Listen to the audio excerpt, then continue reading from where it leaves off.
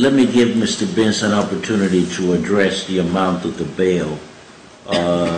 And it's been suggested, Mr. Binns, that the defendants, the crimes of which the defendant stands accused here would be closer to that which determined the amount of the bail imposed upon Mr. Betts, that was $250,000 OR, than those of Mr. Spicer, which was $89,000.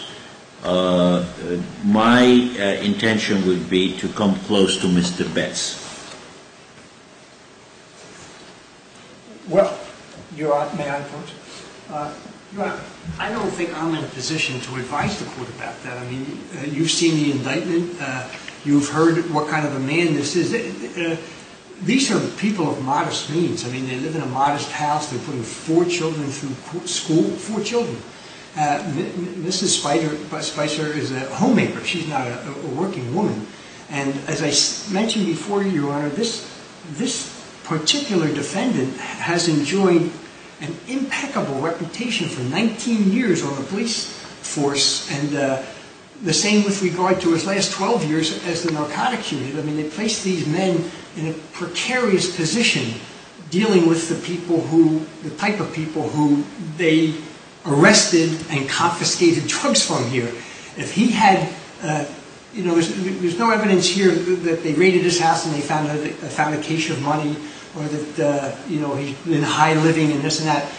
He lives from, they live from paycheck to paycheck. Right now, they are living in abject poverty. They're being supported by their siblings. Mm-hmm. And so I would urge the court that regardless of the offenses with which he is charged, none of them say he beat anybody with a gun. I mean, he had a fist fight with the guy that he was arresting.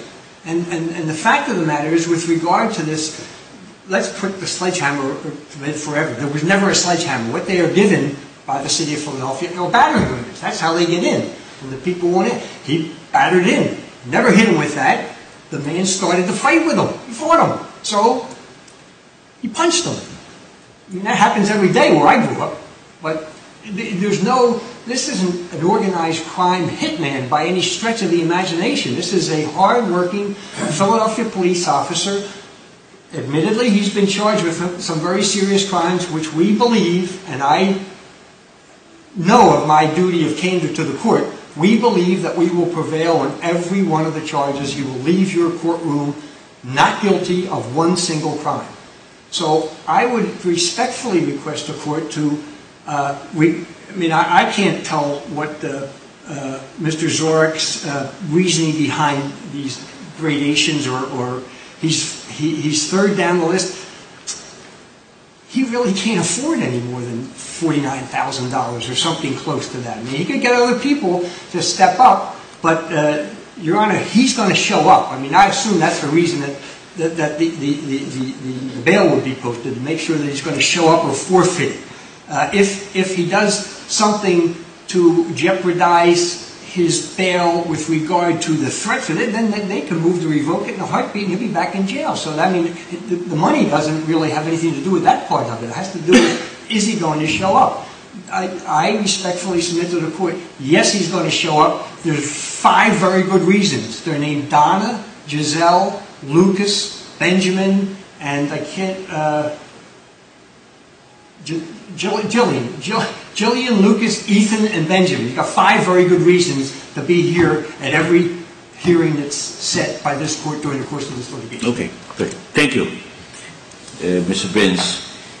The defendant will be released on bail set in the amount of $175,000 OR.